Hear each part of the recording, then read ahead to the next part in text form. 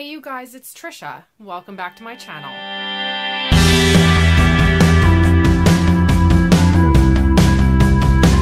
So today I am going to be bringing you a little bit of a serious kind of video. I want to do a spoilery discussion for Zenith by Sasha Alsberg and Lindsay Cummings. Specifically for this video, I want to talk about something from the book that I did mention in my spoiler-free review that I think is deserving of a full discussion. If you are looking for a spoiler-free review of this book, or if you have not yet watched mine, I will link that down below, and so you can check that out first before you watch this video. I do want to put the same kind of disclaimer in that I put in my spoiler-free review, is that I am new to the booktube community. Before picking this up, I didn't know who Sasha or Lindsay were. I didn't know anything about the authors before I picked this up. So I did not know who they were in regards to the community until I was forming and structuring my review for this. So my review and my thoughts on the book have no bearings on how I feel about these individuals. I have actually not watched any videos of Sasha's, so I don't know her as an individual, and so my thoughts and feelings on the book have nothing to do with how I feel about the authors, and so I just want to put that out there before we start the discussion. So this discussion is going to contain spoilers that are throughout the entire book, so know that if you are watching this at your own discretion, or I recommend that if you so wish to read the book, that you go and read the book first and then come back and watch my spoiler-free review and this discussion. So I'm going to put this down because it's just a discussion video. I'm not doing a review, so I don't want to hold this up through the entire thing. So in my spoiler-free review, I did mention that there was a non-consensual relationship, non-consensual sex in this book, and I wanted to discuss it to see what you guys thought about it, because I was very uncomfortable by it being included in the book. So from here on out, there will be spoilers, and so if you want to not watch the video, now is your last chance. And for those of you who want to stick around and watch, get yourself maybe like a cup of tea or something, and we'll get right on into it.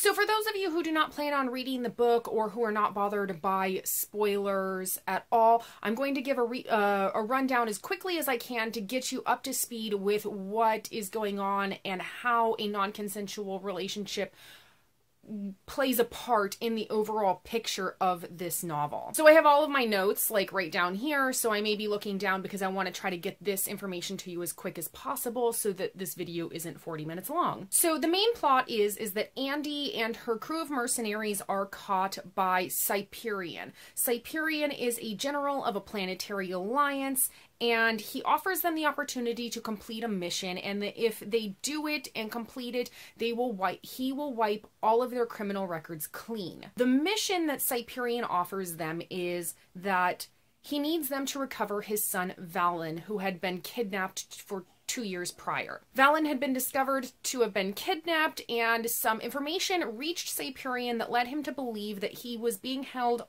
captive on the planet, which I believe is pronounced Zenith. I could be completely wrong on that. Andy and the crew successfully complete the mission. They rescue Valen and get him back to his father at the Planetary Alliance.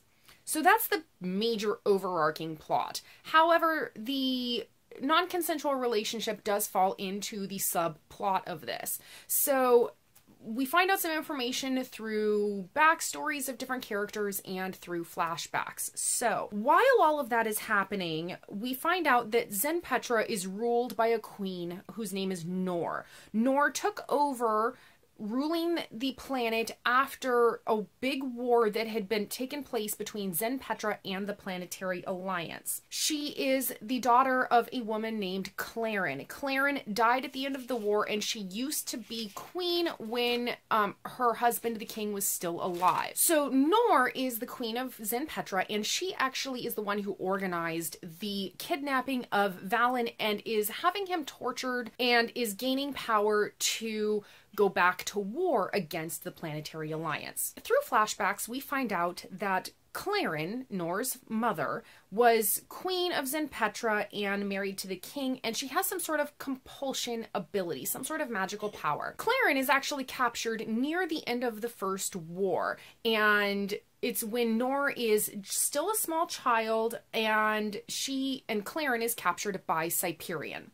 It turns out that Claren actually organized and orchestrated her own capture. So Claren uses her compulsion to make Cyprian have sex with her until she becomes pregnant, and when she gives birth to someone who is ultimately Valen.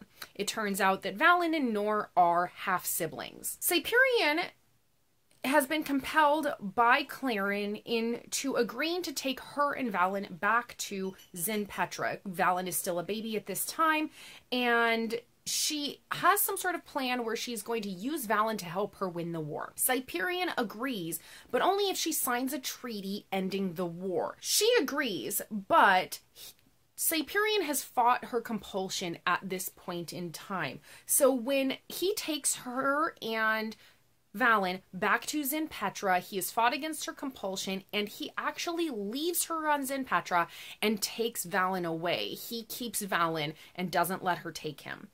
So before Claren dies, she tells Nor that she has a half-brother.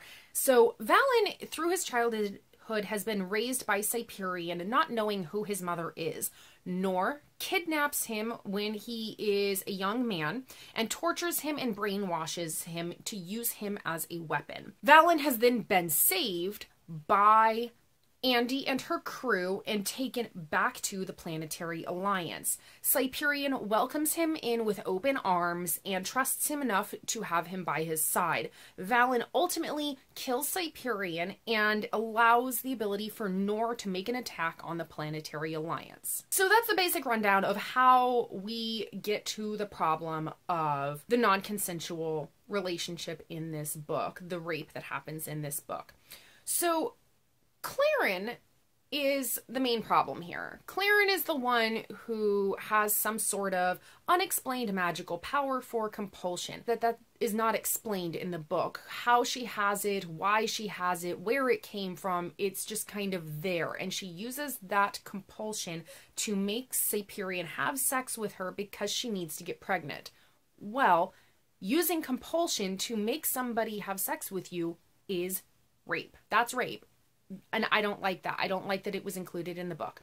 So she does this in order to get pregnant because she has some plan that will help her win the war if she gets pregnant. So this leads me to the question of why did the authors think that it was necessary to include a thinly veiled rape plot? And there were two things that I came up with for possibility.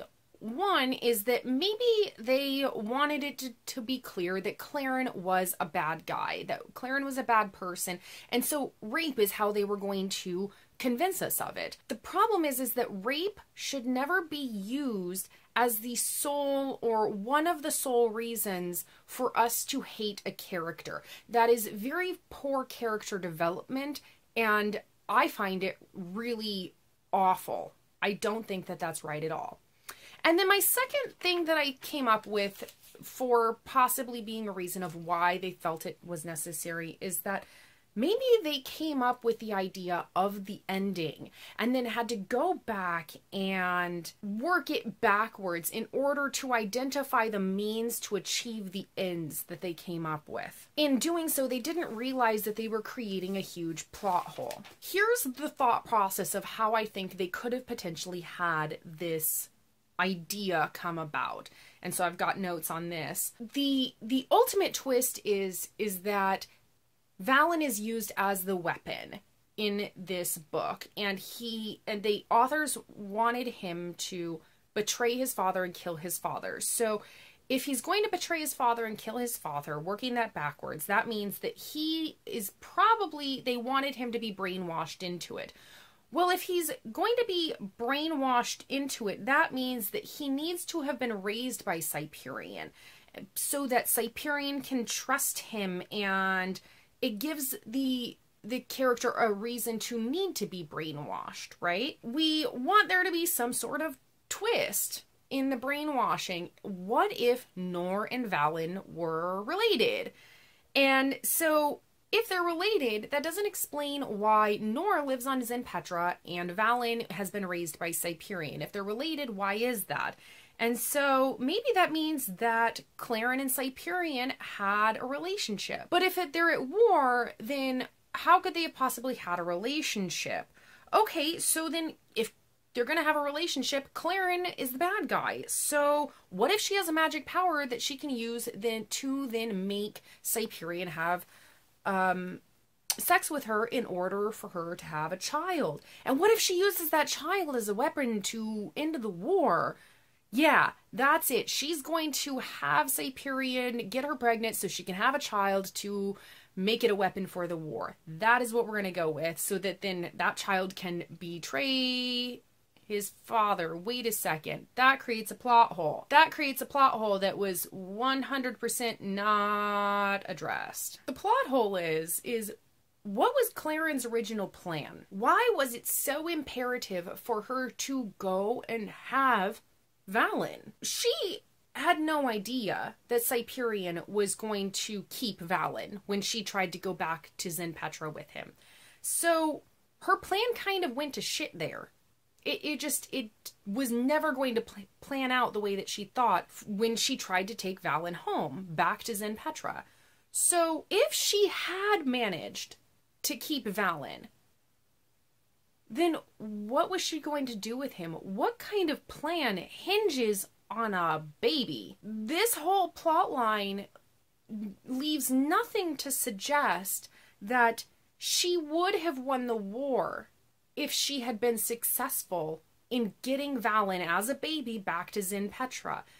We weren't let in on some sort of grand plan that she had to use a baby to win the war because she felt it was so necessary to have a baby. Again, why was rape necessary? In all honesty, it wasn't. It was not. It would have been more compelling and interesting for the plot and for the characters if it had been done differently. So here's something that I want to throw out there as a different way that could have been used to achieve the same ends that didn't involve rape. For those of you who are familiar with it, you will understand where I'm going with this.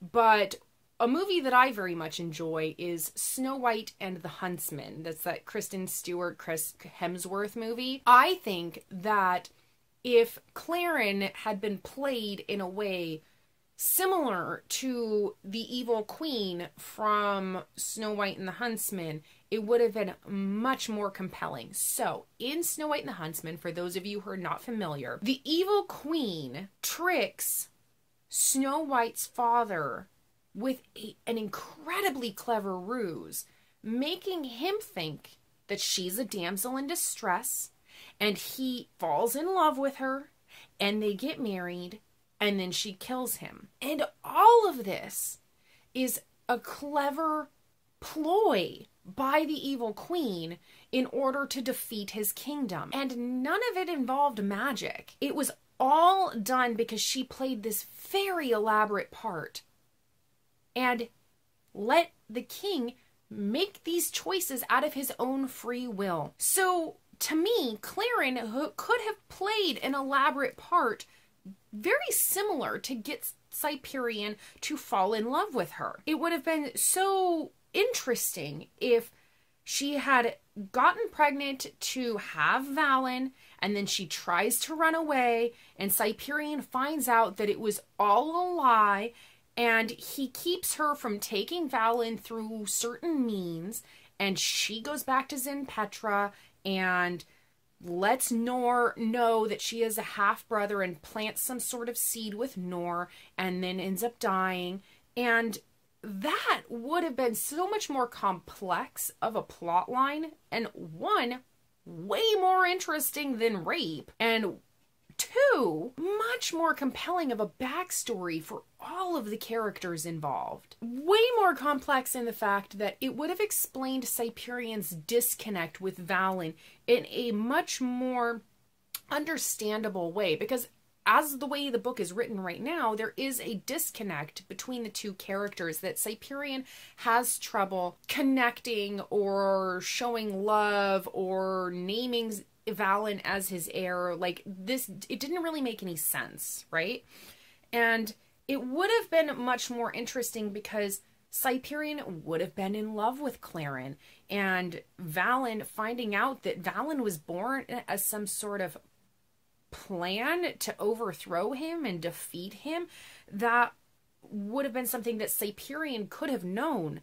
And if he had known that and was heartbroken because he loved Claren, like he genuinely loved her, he would have resented Valen for that. But at the same time, he still would have wanted to love him. It would have created this very interesting, complex dynamic within Cyprian, because he wants to love Valen because it's his son, and he had loved Claren at some point in his life, but at the same time being unable to do so because Valen had been born as part of a plan to kill him or something. And 3, this would have been a much better plot line because it didn't involve rape. The only thing here with this plot line that I came up with is that it still doesn't explain away the giant plot hole of why Claren needed a baby in order to defeat the Planetary Alliance and bring the war to an end. And it doesn't explain how she could have been successful had she had a baby with her. Other plots definitely could have been explored, could have been worked out. That is just one example of something that I came up with quite quickly. But the bottom line is that rape was never necessary to include in this, nor was it okay in any way, shape, or form. I honestly almost DNF'd this book because of the rape that was included. It made me extremely uncomfortable. The way that this scene is written is just entirely awful. Not that the writing is bad, but the way that it's presented is terrible. One, it makes it seem that what is going on is almost okay because Cyprian is giving in. He's saying, I love you, and going full on into having sex with Claren. So it makes it seem okay because he's agreeing and giving in.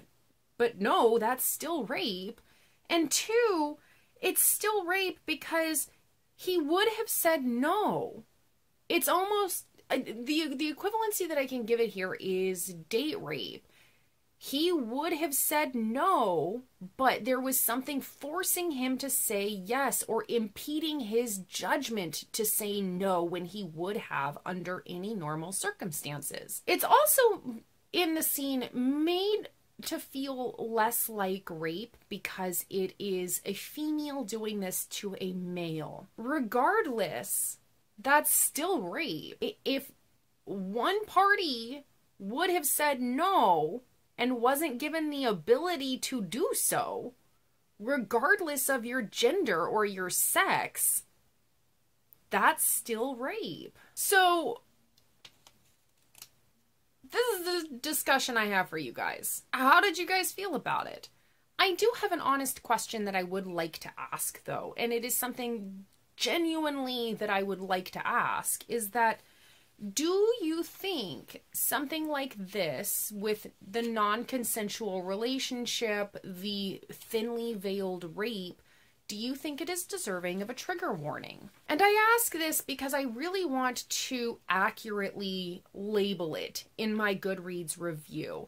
And it's not, the scene is not graphic. It is not violent. It only alludes to what happens. You know what happens.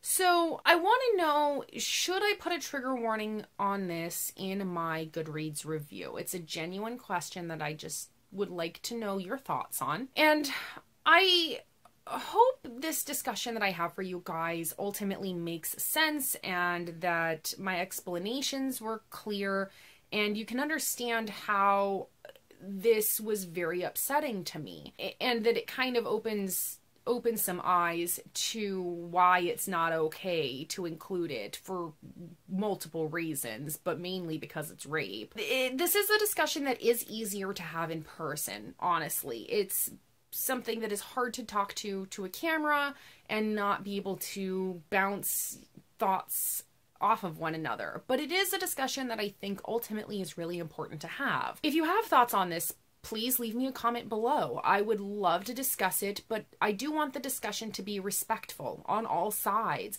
So just putting it out there that any rude or argumentative comments will be deleted, because I do want to keep this a very positive discussion, but I do want to hear your thoughts on this. And thank you so much for sticking with me through this discussion. I know it's going to be a long video. When I get around to editing it, it'll still be long.